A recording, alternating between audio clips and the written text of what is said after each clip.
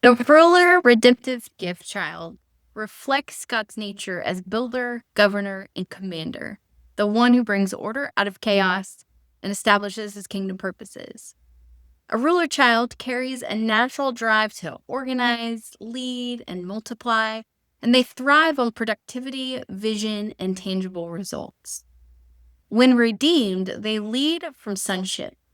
When unredeemed, they can lead from controlling, domination, and build for self instead of God. The strengths of your ruler child are they're natural leaders.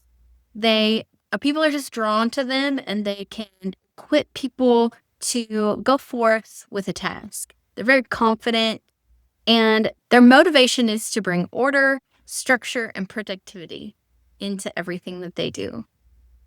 They have a big focus on responsibility and leadership and completing something to a fullness of task. They love to take care of things, they love to be responsible, and they also have very visionary thinking where they can see the big picture and how to get there.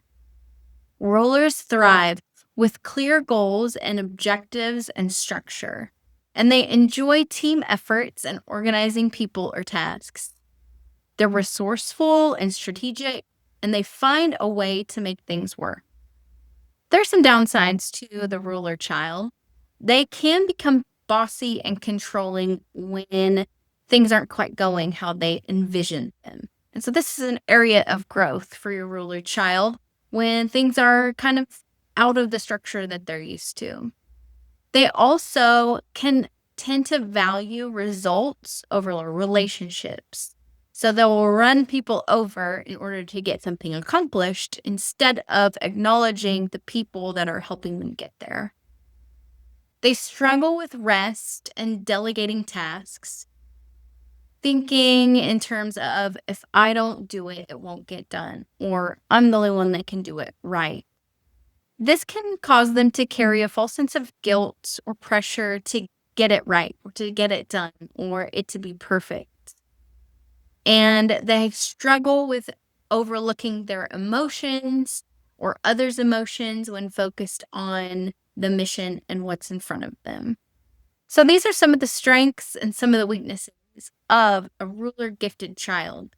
You can see that in the way they encounter people, the way they treat others, the way they go for it in projects and goals in their life, even at a young age. And so it's important to foster the strengths and help encourage those weaknesses. So there's a few things you can do to help parent a ruler child. Your ruler child needs structure and trust and freedom to lead within those clear boundaries. So give them responsibility early. They thrive on responsibilities, they thrive on structures. So let them manage tasks that match their maturity. Setting the table, leading the prayer, planning a family project, anything like that to help them feel responsible for something within the structure of the family is a really good way to help train their gifts, to help them feel like they're part of the family. So giving them those responsibilities early and being clearer with the responsibilities and what your expectations are of them within those responsibilities is also extremely important. It's important to teach servant leadership to the ruler. Remind them that authority in the kingdom looks like service, not control. They can tend to be more controlling, desiring things to be accomplished the way they think they should. Or let's say they have a younger sibling that isn't acting right or doing what they're supposed to, then they'll come in, try to boss them or control them in the way that they feel that they should be behaving. So it's important to help foster service in them that, yes, you're responsible in this area, but this over here is not necessarily your responsibility. You can serve your sibling by modeling the best way for them to be behaving. Another way you could parent a ruler child is to model rest and Sabbath. Rulers can feel defined by their work. So teaching them that God builds through rest, not just effort, is going to be extremely important. Because the ruler is willing to work and willing to take on projects, it's important at a young age for them to learn the importance of Sabbath and what they need to do to practice that self control, to rest in the Lord, to seek his face first before they continue to press forward. It's also important to celebrate the wins, encourage collaboration, celebrate when they lead well, not just when they get things done. And so with rulers, they tend to press really hard, especially if they're trying to get something done and they have that same expectation of others. And so it's important to acknowledge the collaboration as a whole for the family or for the siblings or even the individual to say, look, this is a task that required everybody and we all did it together. One of the ways we do that, we do have our son as a ruler. And so we do things together as a family to help clean up after dinner. And so everybody takes a job and it gets done. And so we try to celebrate that as a family to say, thank you, so-and-so, for doing that. And it helped by this. And then that way, everyone can see the importance of the collaboration. And again, this is really important for rulers because they tend to be the ones that want to push people into the place that they think they should be. And so if they learn now about collaboration and leaning into everyone's giftings, it will be super helpful for them in the future. It is also important to guide their justice instinct. When they want to fix or control everything, help them seek God's order instead of human order. A lot of times, rulers will push through and want to get things done in the way that they want them to be done when God is asking them to partner with him to help him accomplish the task ahead. And that means leaning into the Lord, not just taking the idea and running with it. And so it's important to teach, train, model how to ask the Holy Spirit where to go and what is the next step to take, because his plans always work better than ours. For rulers, guard against overworking or setting impossible standards for the ruler, because they will be willing to work, they will be willing to help.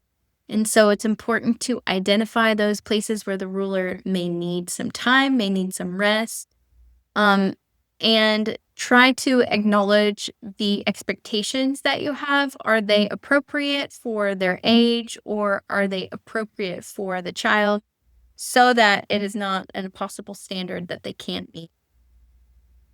It is also important to help your ruler child identify with people that people are not just objects to move forward, to utilize for their own purposes, but they are people that God cares about. And so how can you be more sensitive to people that you are in collaboration with and how they feel or what they think instead of just kind of running over them? And it's important to help your ruler child with creating family rhythms of rest, joy, and celebration, and inviting your children into the process of building with you. So if they see the family unit as a place that they can start utilizing their gifts of building and collaboration, this is a great place to start learning and growing in that, because their leadership is going to be most powerful when it's relational, not positional. And this is a legitimacy lie that the rulers really struggle with, is that thinking that a position gives them legitimacy. And so by being in a specific position in the family or a specific position of a job or something like that will give them legitimacy. That is something that has to be combated for the ruler. And so by giving them an understanding of that early in their lives, it will really help them grow and understand more about themselves. So if you've found this information helpful, I have a resource available on my website. It is the Redemptive Gift Mini Parenting Guide that goes through all of these things that we've talked about today, plus more. There are family declarations and prayers to pray over your redemptive gift ruler child, activities that you can do together to help promote some of these areas of growth for them. So you can check that out on my website at ashleytilford.com. And Download it today.